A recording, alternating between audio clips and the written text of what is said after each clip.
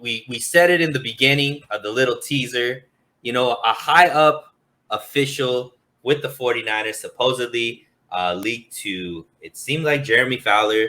Was it Jeremy? I think it was Jeremy Fowler, that there may be some issues with Trey Lance and arm fatigue.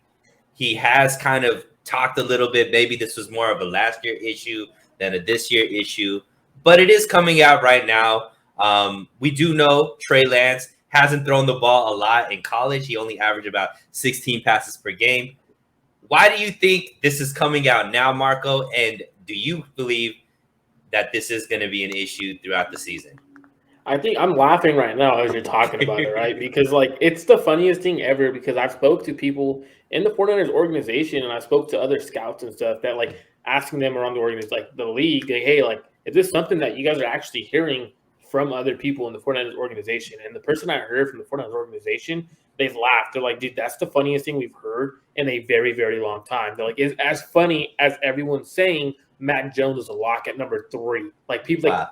This person said, he was like, dude, I guarantee you there is no arm fatigue. And I was like, oh, so what about the other stuff? They're saying arm fatigue. They're saying arm fitness. They're throwing all these different things out there, right? And I was like, so what's going on? And he was like, no, there's nothing going on with Trey Lance's arm. They're like, what happened last year? He was like, was Kyle Shanahan would give him days off last year.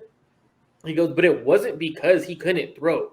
What they were trying to do was allow him an extra day during the week, just in case Jimmy went down, because I don't know if you guys remember, Trey Lance had a finger injury that was actually affecting ligaments in Trey Lance's finger. So what they were trying to do was get his finger fully healthy so he didn't throw on a couple occasions during the season, during practices and stuff like that.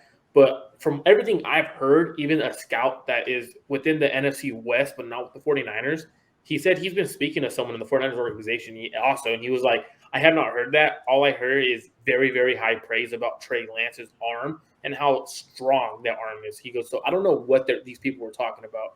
And then we go on and we see other people like Tim. I don't know how to say his last name, but Tim K.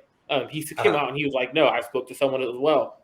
They did complete false. And then Benjamin Albright comes out and says the same thing. It's false. So I think what I think this is, to be honest, is that everyone wants to be in this conversation, right? Because if we look at Jimmy Garoppolo, the Trey Lance, and the 49ers as a whole, they're a very, very big topic, right? I mean, when the 49ers are winning, the NFL was doing a lot better in terms of ratings and stuff like that. They were one of the historical franchises in the NFL. So the fact that you could talk about the 49ers having a quarterback controversy is amazing. I mean, if we remember when the 49ers moved up to number 3, the entire draft process was about who did the 49ers draft, right? It wasn't even about pick 1, 2, or anyone after the 49ers. They kept saying the draft starts at number 3. So what are they doing now? They're using this as a very, very big platform to talk about the 49ers quarterback situation, and they're using these hypotheticals about Trey Lance. Yes, he only had a season, and he didn't throw as many passes as a lot of quarterbacks do throughout their college careers, which is why they're saying this. It's has nothing to do with Trey Lance's arm. I love it because that was going to be my follow-up question. Got to shout it out to Pinor. Let me find out arm fatigue is a Madden rating. Definitely glad Pinor is back in the chat. Thank you so much for joining in. Yeah, and I mean, I think that a lot of this negative narrative is what you're talking about, Marco. But I think it's actually going to help the 49ers in the long run because you're already seeing this rallying cry with the team. Brandon Ayuk put out the video, trolling, I guess, the media that we're talking about arm fatigue. And then very quickly, Juszczyk, Kittle all joined in to like that and give their 2 cents. And I believe with all of this negative, the negative narrative around Trey Lance, because it's starting to be so transparent. It's absolutely just for clicks and likes and to be part of the conversation. Like you said, it seems like it's going to be a very much us versus the world type of mentality in the locker room. And I think that that's going to bode well for the team because, whatever they could use as a rallying cry to really get pumped up week after week, I just think that the team is going to rally around Trey and really want to see the best for him. And, you see them working hard in the offseason. I just think it's going to end up being bulletin board material that's going to help fuel this team throughout the season. Yeah, it reminds me of the I don't know if you remember when Adam Rank said the 49ers are going to be 3-13, and they use that as bulletin board material. It's a very similar situation because like this whole team knows that Trey's their quarterback, and he's the only guy that's going to be on the roster that they actually believe in. They don't believe Jimmy's going to be on the roster, and this is why they're backing their quarterback, right? So you mentioned a video about Brandon Ayuk, right, where he was like hit 3 passes because his arm got tired after these 3 passes. Uh-huh. So I had the pleasure and the ability to actually watch a lot of those throws from that like actual session where he was throwing with Brandon Ayuk, he was throwing with River Craycraft, and there was a couple other receivers that were there to throw. Let me tell you right now, Senor. I'm gonna give you guys like a pause, like an effect to allow you guys to understand what I saw. It was damn amazing. All right. Really? From the first throw to the last throw I saw, I did not see his arm get tired. I saw his arm get stronger throughout the process. He started to let it rip, and it was amazing because you could see what he's actually working on. And everyone at camp, when they finally get to open camp to fans, the fans will see that there is no arm fatigue, and it's going to be hilarious because all these reporters are talking about arm fatigue, arm fatigue. Oh, it's Trey Lance ready. It's Trey Lance this, Trey Lance that. It's the same BS that they said about Mac Jones was a lock to 3. And that is the funniest thing because I guarantee you, Kyle Shanahan, John Lynch, they're back there behind the scenes laughing at everyone thinking there's arm fatigue.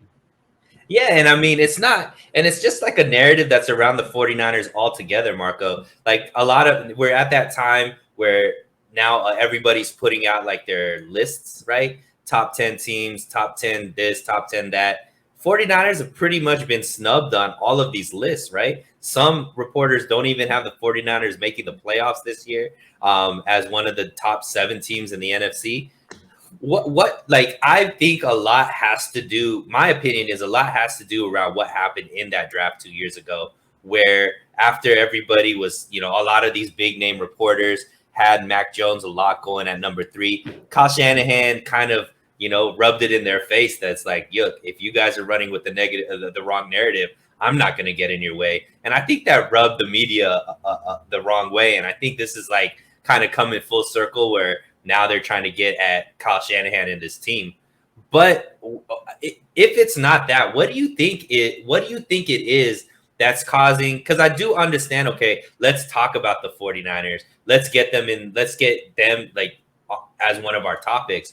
But why is everything seem to be mostly negative when it comes out, and especially about Trey Lance, but this overall team as well, and what they're going to be capable of this season? I think because the 49ers aren't a media-friendly organization anymore. So what happens is when John Lynch, a media guy, right, comes into the organization, and him and Kyle Shanahan came to an organization where there was constant leaks, right? There's constant stuff that happens that gets out there, like big news.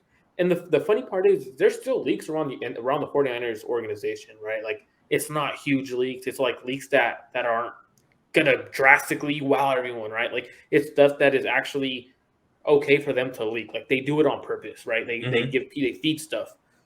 So that's what these media heads are mad about. They're not getting any insight on anything about Trey Lance, no insight on anything to do with the 49ers organization as a whole. So for these guys, they're like, why? Like, why can't we know? Like, so like, all right, well, you guys want to do that? Well, guess what? We're gonna make it sound like Trey Lance is a bust. We're gonna do all this stuff to make it look like Trey Lance isn't good, to make an actual quarterback controversy, to make it harder for you to get rid of Jimmy Garoppolo, because there's a big question mark, right? Everyone's like, oh, where's Jimmy going? So that's another thing, because now these other organizations start wondering, well, if Trey Lance is not good, that means they have to keep Jimmy. So let's not worry about Jimmy and stuff like that. So I would say it's a media versus organization thing where the 49ers organization is actually telling the media in a way, F off, because we aren't going to give you guys what you guys want to hear.